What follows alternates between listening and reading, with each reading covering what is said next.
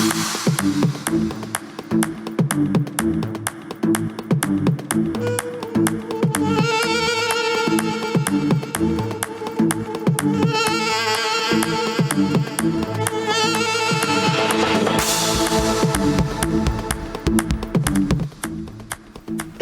yes, it's another Feel Good Friday. Welcome to Trendz Live on SABC. But you can call me Mne. It's another installment of Feel Good lifestyle, travel, music and fashion entertainment. We've got a jam-packed show coming up for you this evening and we cannot wait to give it all to you. So keep those mentions coming on X. Our handle is at Trendz on SABC. We kickstart the show tonight with something truly fashionable. The South African Fashion Week is well underway at the Melrose Arc District right here in Johannesburg. It kick-started yesterday, and you know what? The socials are buzzing as we preview the latest collections by our most loved designers. Today, we're ready to watch as the Day 2 designers of this annual 27th showcase. Our producer, Silepe Maifadi, is standing by with the director, Lucilla Boysen, to find out more about what's happening. Hey, Silepe Maifadi, what's going on there? What's the 411? Hi, Mne. It is a beautiful Fashion Friday out here at the Melrose Arch where we are celebrating the 27th annual South African Fashion Week. And you know what? It is absolutely amazing. There's over 40 designers that are showcasing their autumn-winter 25 collections. And of course, you know, I like to give it to you fresh. So we are out here doing it live and making sure we give you the action as it's taking place. Yesterday was day 1.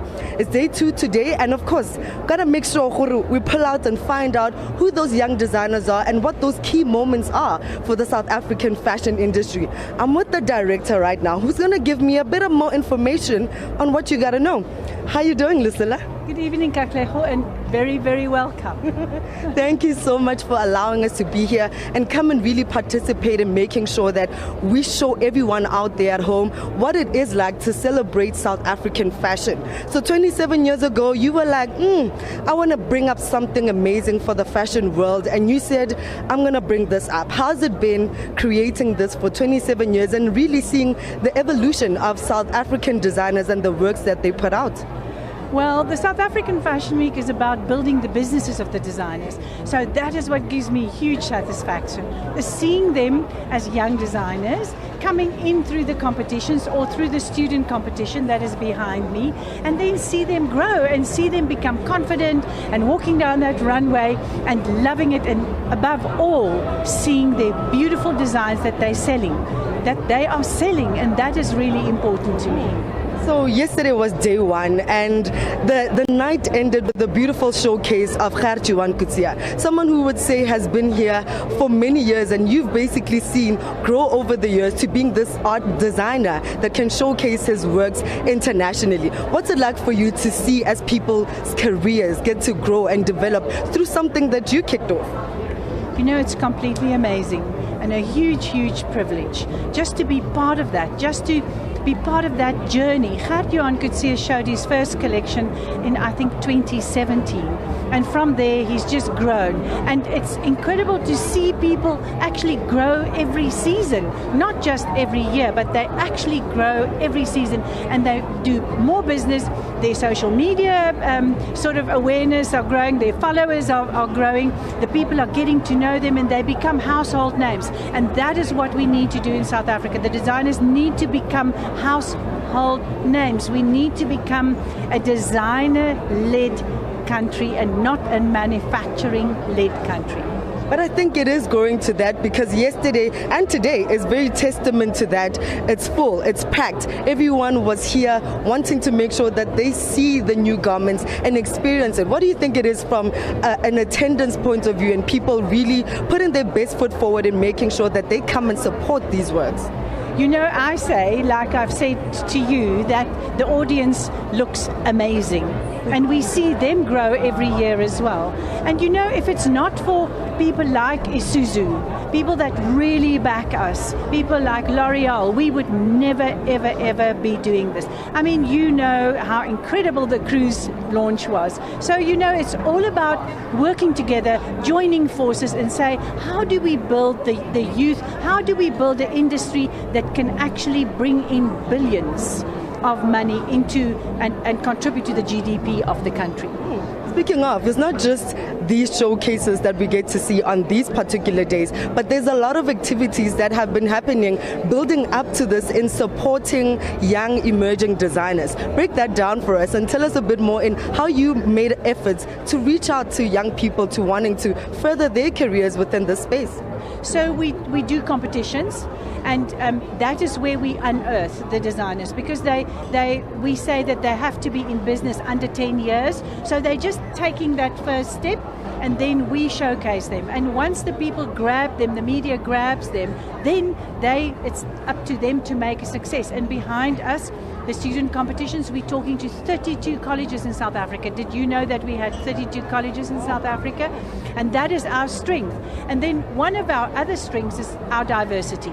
So when you look at the collections, they're all different. They all speak of the culture of the person that has done the design, that has done the research, that's got the passion for design, but also for business, because remember, the designers must be entrepreneurs and designers at the same time.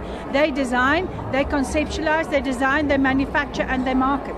So it is a huge, huge thing that they take upon themselves, and it's incredible to see how they grow each season. Of course, and yesterday was amazing, but today as well, I feel that you're turning it up even more. Tell us about the designers that are going to be showcasing tonight, and really how you're touching into that luxury space. Yeah, it is luxury. We've turned it into luxury. So we're starting off with Floyd and the Isuzu collective collections, and from there we go to Bellhausen and then to Olay. So we show the designers in groups. And the next show then is Lausanne and of course Sheldon, whom we all know, and that is followed by Cape Town designer Helen Mellon, by Hangwani from Rubicon, and then we end off with 6 new designers. So we always give the new designers an opportunity to show, to showcase and to grow. If there was one item that you would have selected from yesterday's collections to literally take off the runway and wear it immediately, who would it be from? I cannot choose. I think they're all amazing. And what they do is they tell me something about the designer souls. And that is what we buy into. We buy into the stories that the designers tell. We buy into their mothers, their fathers, their culture, their grandmothers, their sisters and their brothers. And that is what makes fashion strong. Because it's not just one person or one corporate. It's a whole absolute tribe that is forcing and the force behind a designer. Wow. And we certainly love being part of this journey and really seeing these forces come to life. But I want us to stop right here because we will be giving them another segment a bit later on in the show. But Trendy, there is more to come. You heard her mentioning all the luxury that we're about to see. But don't worry, Mo Trendy, I always got your back. So in a few minutes, you'll see me back on screen again, making sure that you get to see more of South African Fashion Week. Like I said, it's day 2, 40 designers doing amazing work. So I know you want to be me right now. But yeah, back to you in studio. Ah, man, the FOMO is gripping me, but it's okay because I know you've got us covered. Thank you so much, Silepe Maifari. We'll be crossing back again to her later on in the show, so you definitely don't want to miss that. She's live at the 27th Annual South African Fashion Week. Now, we love to keep you updated with what's happening in the world, and today is no different. So here's what you missed in this past week. Actors came out for the UK premiere of Transformers 1. On the red carpet was Chris Hemsworth, Scarlett Johansson, and director Josh Cooley. The action sci-fi film tells the story of sworn enemies Optimus Prime and Megatron. There was a bit of nostalgia, a bit of excitement about playing a character that I had once in the backyard pretended to be, or played with the action figures and watched the cartoons. And then I asked my kids and they said absolutely. I was excited that it offered up something different that we hadn't seen before, because this is an origin story. Another talk of the town is Colin Farrell, who couldn't recognize himself after undergoing a transformation for a crime drama series based on DC Comics. His villain character, named Penguin, serves as a spin-off of the 2022 film The Batman. It's so beautiful what Mike Marino designed and how they applied it, and it's all encompassing, every part, except for my hands, every part of my body, the bodysuit, the whole thing. And I looked in the mirror and I saw something looking back that was not me, and it just changes your behavior, it changes your psychology, and I felt like I looked out at the world in a different way. In fashion, Gucci sought to recreate the magic of summer sunsets at Milan Fashion Week with a nod to the 1960s. Creative director Sabato De Sarno began the show for his Spring-Summer 2025 collection called Casual Grandeur, with a tailored zip jacket and floor-length trousers slit at the front bottom, opening up over sneakers.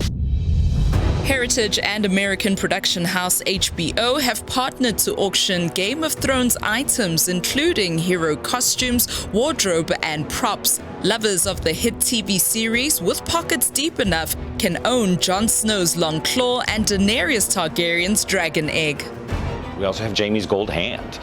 So it's a beautiful piece of bronze that's been hand carved and pressed, and it's quite an impressive piece and also something iconic from the show. We have several of Cersei's gowns. More than 19 million US viewers watched the series finale. Chris Breezy, aka American singer and dancer Chris Brown, is coming to SA. Recently, he shared on his social media that he will be returning to Mzansi in 2025. This announcement comes hot on the heels of Brown's successful 11/11 tour, which saw him perform across North America and Europe. Breezy loves SA. He appeared in the SABC1 soapy Generations and has collaborated with African artists and sampled African sounds. There you have it, folks. We're back again with another update next week, Friday. Now, here's something soothing and musical for you. Musical songstress Innocentia Sibi is in the Trendz Live studio right now to serenade us. We'll chat to her a bit later on, but for now, just enjoy the music. O belle sedi la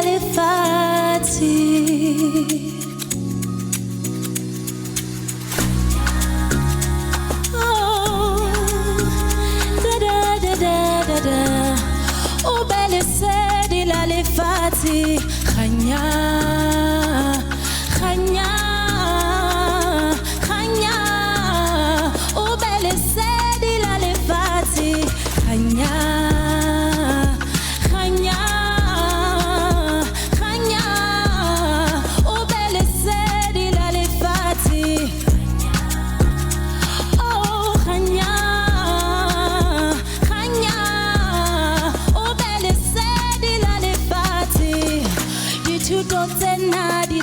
Bukenya bupilo bariripe letswayila lefati bariripe lesedila lefati barifetolang mapilo baririfetoleng dipilo bariri ame mapilo.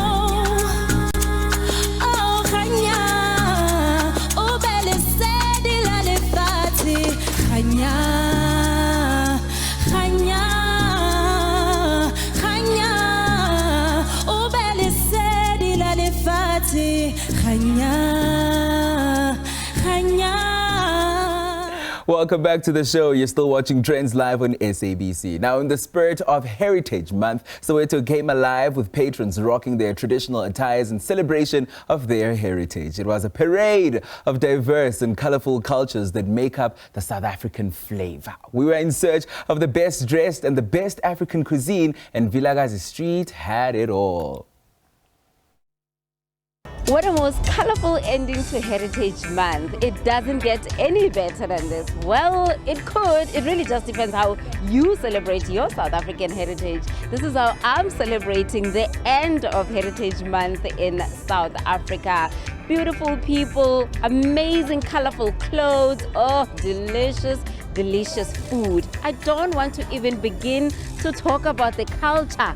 Where else can you find it but here in Vilakazi Street? Soweto came alive with patrons rocking their traditional attires in celebration of their heritage. It was a parade of the diverse and colorful cultures that makes up the South African flavor. Zwan, zwan, zwan, libone, mwana utwana li attire esmati. This looks amazing. I love it. What is this called? This one is Shibenda. I'm wearing a venda. My name is Maureen. I'm here to come and celebrate. Njengoba ngigqokile la isikete samaZulu lesi which ihamba namabhitsu akhona, and then leli thawula lamabhinqa, and then what is this? I don't know. And then yeah, we all come together, we all enjoy the food and the music, we all dance. Nje siyagida nje kumnandi, like kumnandi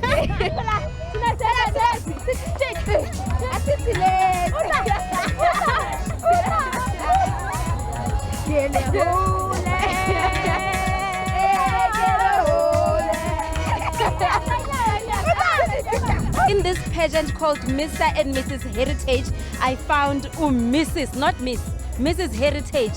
What's your name? Pearl. What did I say? You look so pretty. How old are you? 5 years old. Oh my goodness. And what are you wearing? Zulu thing. Zulu gigs? Zulu thing. I love this. I mean, I love everything today. Everyone just looks amazing. What do you call this whole outfit? A Xhosa attire. You just call it Xhosa attire, nje? Umbhat. Okay. And on the face, what did you do? What do you call this design on your face? We just call them Calamine Umhlobisa. What does Heritage Day mean to you? As a nation, we just come together and celebrate diversity together. What's a Soweto experience without local cuisine? They say pictures don't lie, right? And the venue spoke for itself, packed with locals who came to relive their childhood memories of the food they enjoyed in their childhood. We offer our Soweto iconic, authentic Soweto food. We offer people what they grew up eating. So this is the place to be when you miss your grandparents, you miss your parents. What is it that they used to offer you? Yeah. So people come for that authentic Soweto experience.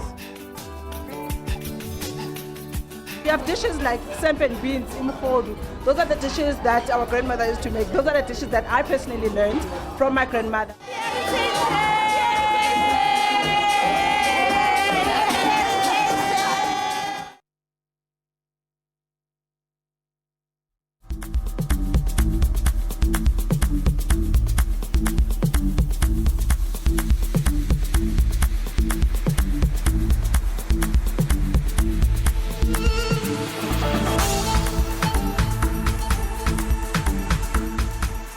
Oh man, we absolutely love Heritage Month on Trendz Live. Speaking of heritage, get ready to be captivated by the soulful sounds of Innocentia Sibi, the Afro-soul songstress making waves in the South African music industry. As a top 10 finalist on the coveted SA Idol stage, Innocentia's powerful vocals and infectious stage presence lift audiences and judges alike in awe. Now, she's taken her talent to the next level with the release of a self-titled EP, INNO, a masterful crafted 8-track collection that showcases her unique blend of Afro soul, R&B, and traditional influences. With lyrics that speak directly to the heart, Innocentia's music is a testament to her raw talent, passion, and resilience. Ladies and gentlemen, on the Trendz Live stage, it's INNO. INNO, come on.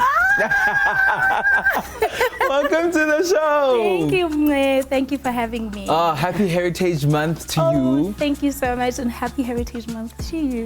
Nkosenathi Koala. Listen, congratulations on your EP. Also, congratulations on your Idol's success. We're not top 10. Oh man, thank you so much. I mean, yes, I do it for the love. For the love, and we love you. Listen, I want to take you back. Let's talk about your love for music. Yes. Tell me about where this bug bites you, but also talk to me about when you think back to your childhood. What were some of your musical influences? Yes, so I grew up in a very musical household.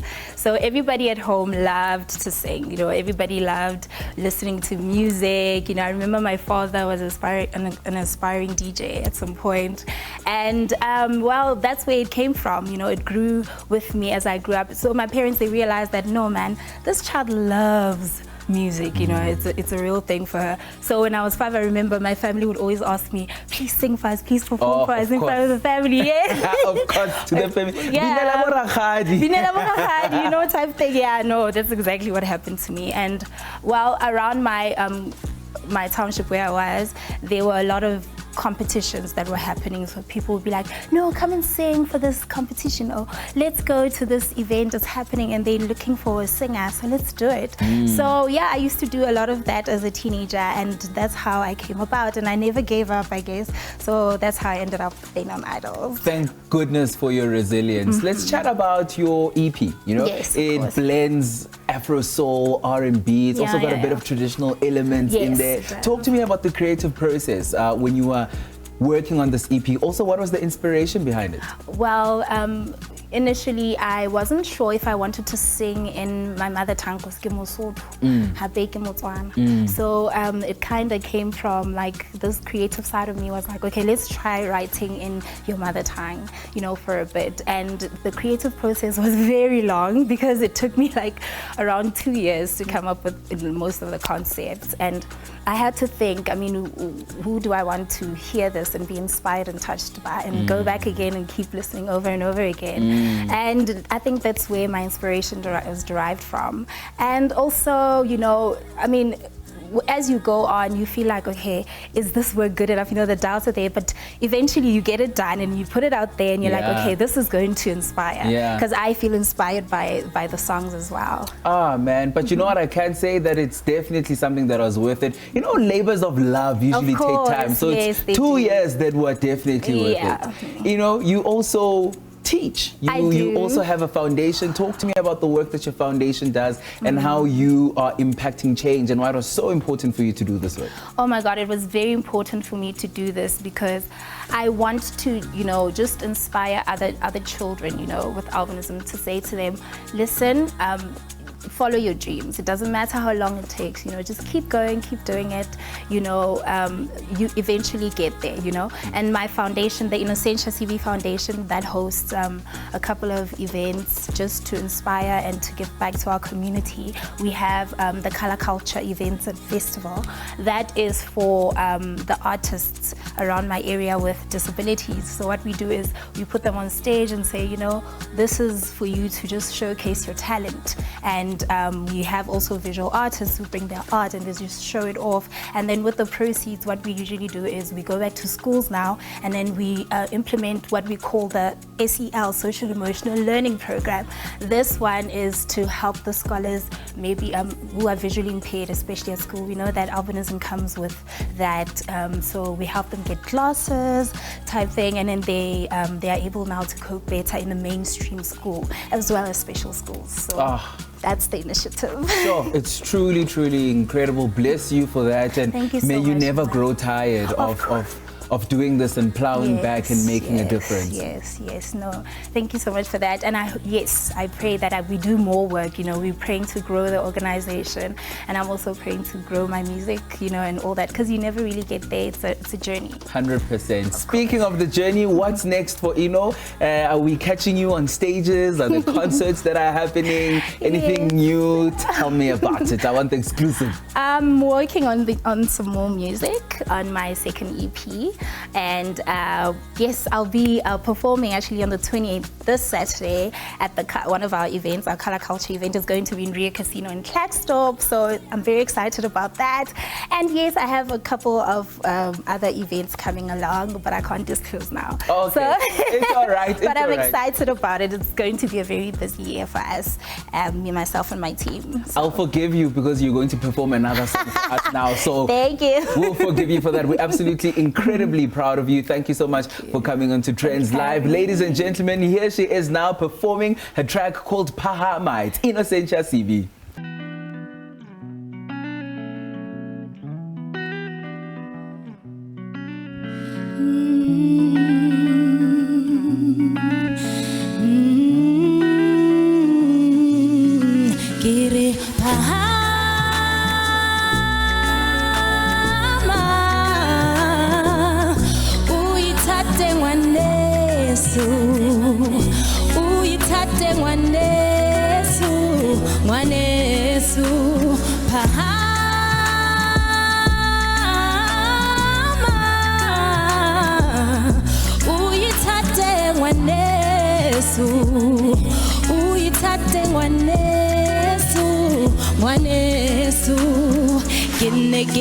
Sibi huratwa hujwang Kineki shebile buena Impaka bona buhlokwa bahuipe hapili Kishebile na Kineki shebile kantle Huriki fumaneka Mohelo kiri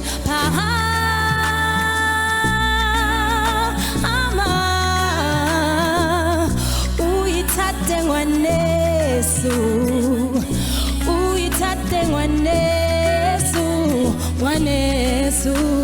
Phahama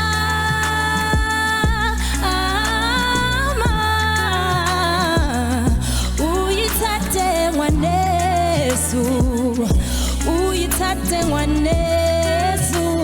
ngwanesu Maikutlo aka afetuhile Sekitata kajenu Kabula mahloka bona sekilinsona Sekitata ngwanesu Kyaibona Kibe hapili Kyaitata Kibe hapili Phahama Uitate ngwanesu Uitate ngwanesu Phahama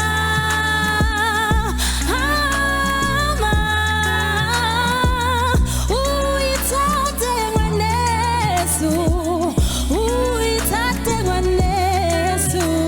ngwanesu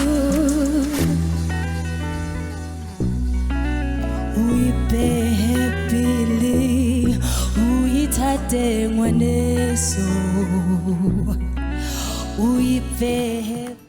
Welcome back to the show. Now, from freezing temperatures to warmer days, we welcomed into this change of season by seeing the world around us go from dull and grey to luscious green and pretty bright colors. As the flowers bloom around us, we're reminded of how beautiful floral arrangements can bring your home to life and become a precious gift to someone special. Our producer, Refilwe Matela, spent some time with esteemed florist to the stars, Franz Grabe, in his Parktown studio for all the latest floral. Spring has sprung in the southern hemisphere and we are so excited to be seeing all the blooms blossom. We are sitting with a man par excellence when it comes to all floral arrangements, Franz Grabe, and we are here in his studio looking at these wonderful arrangements and learning a little bit more today. You have to tell us your journey as a florist. How did you become a couturist for the fine? I never had any training. I used to be an actor, and I realized you can't live from that. And this started as a hobby and grew into a business. In his studio, Grabe and his creative team have made unique arrangements for leading lifestyle and fashion magazines, musicians and society's elite. Since 1995, they've seen a lot of floral trends come and go. The moment you fall in love with a specific trend, note you are in trouble because it is about to change. And the one trend that I adore, and it's been for decades, and it doesn't seem to actually, people don't seem to get tired of it, is the compacting of flowers and using flowers tightly packed in a bunch or with a little bit of movement in and out, different heights and different depths. That seems to stay. That's also to do with trends, For many years, dahlias were so underrated. It was the most common of common flowers. The poor people had them in their gardens. It is so popular and it has become so expensive. Your cosmos has started to become back with the trends. So it's always depending on trends that you can't always say what flower is rated more than the other flower. Please tell us, what is it that makes floral arrangements so important to our celebrations? It is that sense of beauty, that smell. There's something romantic about flowers, and it just fills one with so much happiness, from the simplest blossom to the most gorgeous rose or peony. With wedding season upon us in South Africa, there's nothing quite like walking into a ceremony adorned with unique arrangements, but it does come at a cost to create their beautiful and fleeting pieces of disposable art. It's really, really pricey, and we're still in awe, in horror actually, that the flower prices they've never dropped. They keep on increasing all the time, and we spoke about COVID earlier on. Post-COVID, it is just out of control, and the variety is not great yet. But it is so expensive to have a beautiful wedding, flower-wise. You've seen my work maybe without knowing it. We've worked for a substantial amount of so-called important people. We've worked for Oprah Winfrey and the previous Queen of England, Hillary Clinton, Iman and David Bowie, Charlize Theron. And what makes a couture bouquet? What makes it different from the bouquet that you'll pick up elsewhere? Oh, that's also to do with individual taste, But it's putting your personal style into that bouquet, picking every flower and just not put a posy together. Play around with texture, with depths, with color, have something sticking out and make it really special for whoever that person is. I feel anybody at home who can create it herself or himself has got a reward creatively. It makes you feel so damn good when you look at it and you think, yeah, it's beautiful and I've done it. Mm-hmm. And it enhances the quality of life.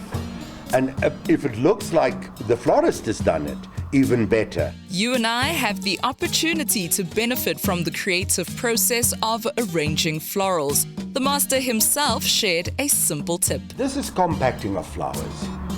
Now you have 1, 2, 3, 4, 5 bunches of flowers.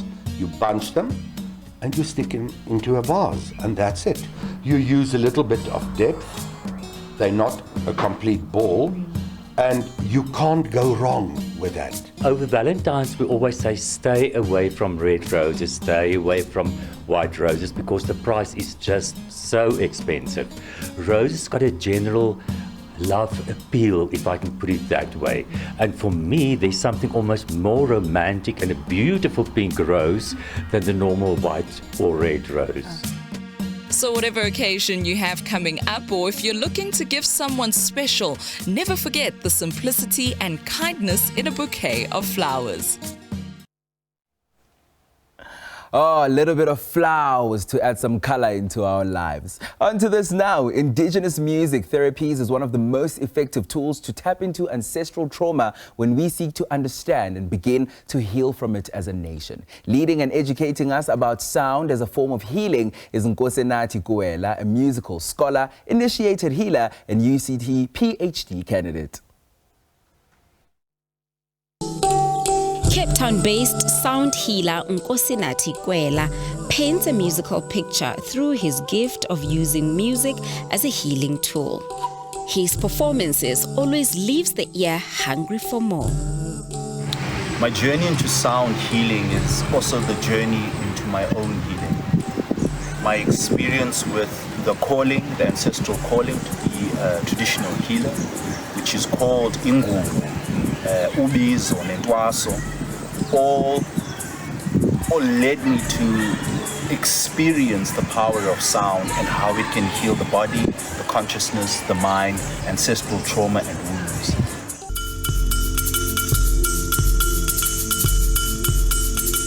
I'm a sound artist, archivist, and scholar who focuses on the ritual archive and healing modalities that are indigenous to Southern Africa, namely Ngoma.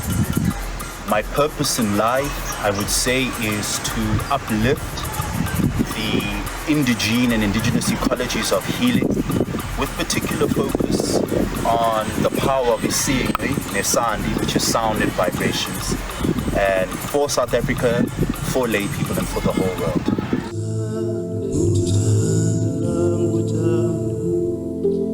I think that there is a beautiful conscious shift that is happening amongst people where they are realizing that the capitalist consumerist model is unsustainable for them, and they're seeing the necessity to look for their own wellness and healing. And I've noticed that that has created this emergence of sound journey and sound healing and sound modalities being sought out by people. As an industry, I do wish that there would be more consciousness and ethical relationships between this industry that's called sound healing and what I would refer to as indigenous sound healing modalities. And so a lot of my work within the industry has to be to educate and to uplift people to understand that the healing is more than just what appears on the trends of wellness. There are other localities and epistemologies of healing that need to be looked after, that need to be uplifted, that don't need to be extracted from, but need to be in conversation and counterparts to the growing model.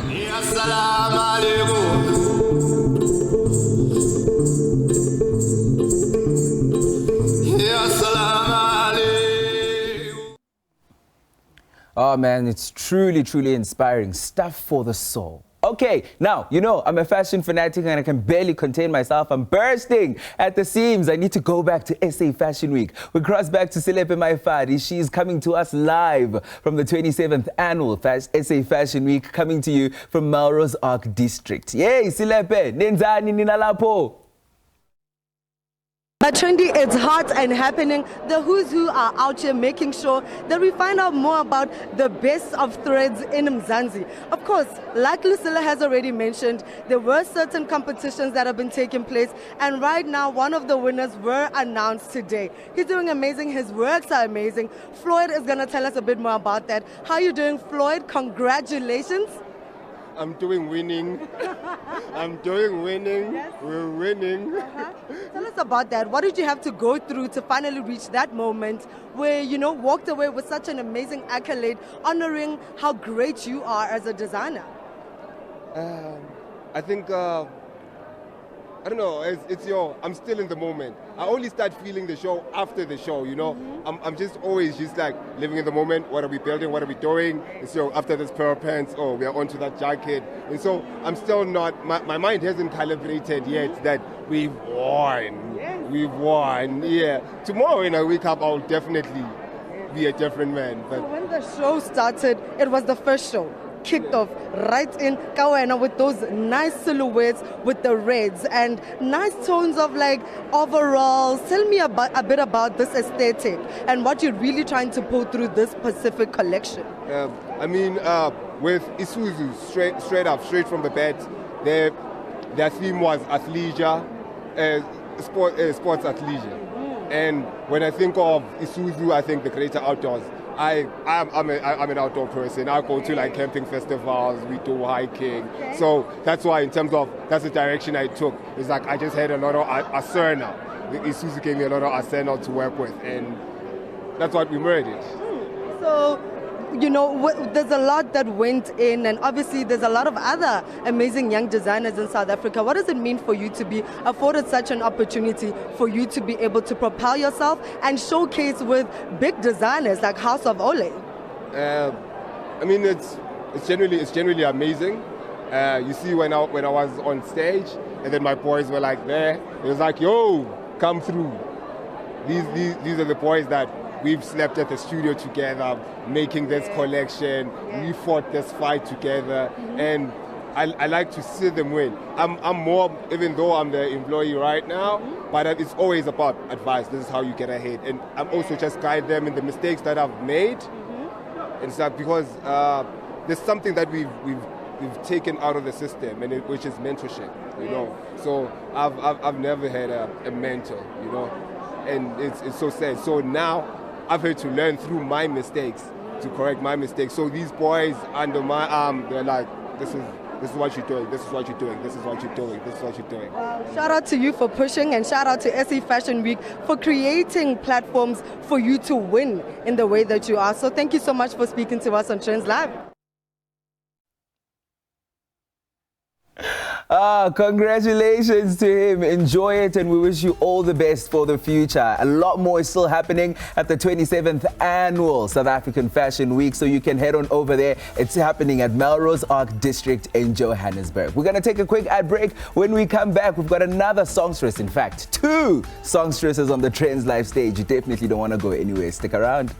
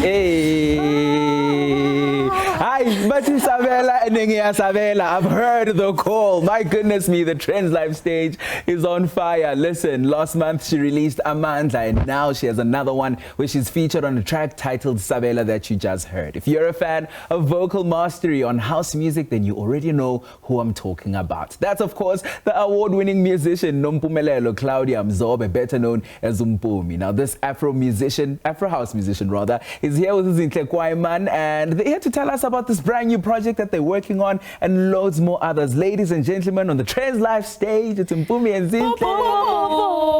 No, but it's Heritage Month. I thought you'd say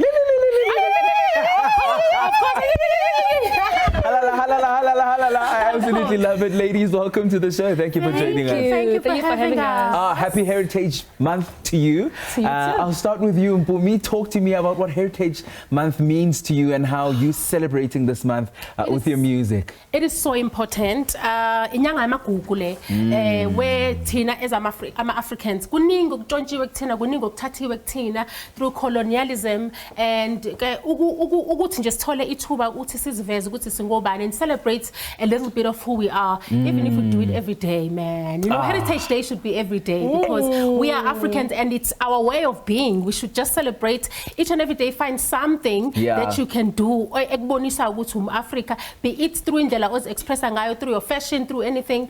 I think it's very important. I think it's also very, very important, and that's why we have the genre Afro House, which is a genre that's taking over the whole world. Zintle, talk to me about why you decided to pursue the sound. So, I don't know why. I think Ilozi somehow got me because I started off with Iqom. Oh, okay. And Ilozi said, no, child, come here. We have to use you this side to share and heal people. Yeah. So, I don't know what happened. I think it's something spiritual. It's one of those higher power things, right? You. I agree with you because also music definitely is like a soulful thing. Sir. Let's talk about career. Mpumi, you wear many, many hats in your career. You make our show look and sound fantastic. Shout out to you for that one. Talk to me about how you marry all these different hats that you wear and how you make it work. How do you fuse it together? You know, I just look at it as though I'm just gifted with the gift. I have a gift of sound, you know, understanding sounds. Hence, my other job is my 9 to 5. I'm a sound engineer, you know. So I just love sounds, man. I love enhancing them and making them sound beautiful. And music is a calling, and it's something that I can't live without. And talking about heritage earlier on, you know, I think it's important. 100%. Which is also me. Live heritage, my African heritage on like daily basis. I absolutely love it. Yeah. Speaking of fusions, Zintle, you then put out this track, this project, Sabela. Talk to me about why you decided to collaborate with Mpumi and Utalk Music, who unfortunately couldn't join us this evening. Okay. Talk to me about that Shout out to fusion. Him, though. Shout out to him.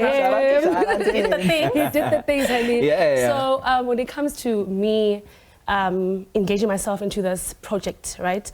I'm a spiritual person.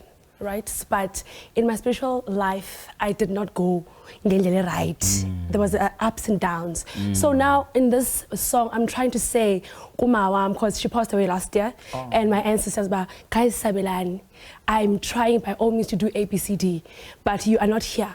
I want to reach you guys. I want to feel you, I want to see you, I want to hear you. So this is me just trying to reach out to my ancestors. I'm so sorry for your loss. I'm incredibly sorry. But also you carry this in your music because your music is also very faith-based. Talk to me about how Sabela then carries this messaging through. How do you carry the message of faith through Sabela? So there are a lot of people that are going through the same pain that I'm going through.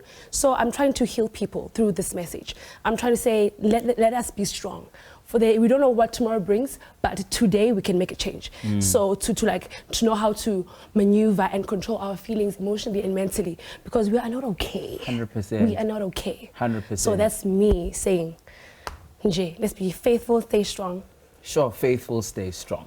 Mpumi, your song Amandla also kind of has the same theme, but before we chat about Amandla, I want to find out why it was so important for you to jump onto Sabela. When you see this project, what resonated with you from it to say, okay, this is something that I have to do? I think what resonated with me, firstly, you know, I've been watching Zintle because we house music scene Sengikona, and I see her growth in the industry. I see her upcome, and you know, I'm looking out for her. And then she reached out to me, and I think she reached out at a time when the sound yake has matured so much, you know, and you know, she's in the spiritual journey, and you know, me now music is very spiritual, you know. Yes, even umculo wami nje mangabe ubheka from way back ngicula ngoSomandla abo Yahweh abo bani, so it's always been me and you know, just the higher power, you know. So when she came with the song and she already she had written her verse, and mangilalela ngezwe ukuthi I can connect with this, you know, it's something spiritual, and nami ngangena ngevibe yami ngabiza uNkulunkulu as usual. Oh, hi, and we can feel the vibe. It's kind of like a hallelujah. No, we aligned. Let's talk about the business side of the music, because you're both record label owners, and it's a trend that's happening now. Artists are moving towards this. Can you maybe shed some light on why you think this is happening, why you did it? Zintle, I'll come to you, and how this has helped you navigate the music industry. Well, I've been alone for the past 8 years. I've been hearing stories, and I did not want to put myself under that black cloud of depression and anxiety of living to be maybe being someone's shadow, you know. So I wanted to be myself, just to stand alone, be myself, and then just be me alone, and just give it. Happy. Yeah. And I mean, also the stories that we hear are quite very shocking. Depressing, and yeah, the very business depressing. side does tend to affect the music side, and then it takes away from the soulfulness of the music. So I'm just claiming my crown.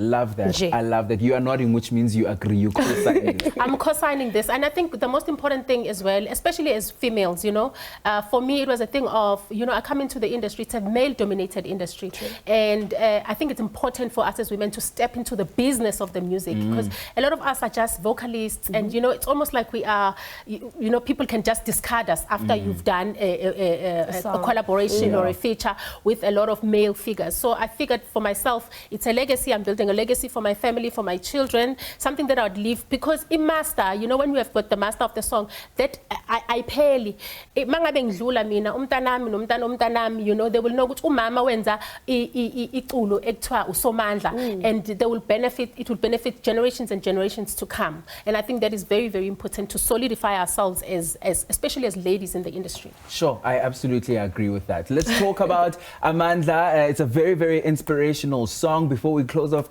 the interview, what are you addressing with Amandla? Cannot wait to hear it, and I cannot wait for the viewers to hear it too. But chat to me about the messaging that comes through in Amandla. Okay, so what attracted me to the song, I was a young man from Durban, Richard Black. He does house music, but he's into techno, Afro house, you know. And I decided to jump on this because I'm trying to make my brand global, you know. Techno is very European, you know. I'm trying to tap into those markets as well. So, and I was looking at him as well, and as well as his come up and his sound, and I was like, okay, when he reached out to me, I was like, perfect, let me do this so that I can, you know, make myself global. And Amandla is a song also very spiritual, you know.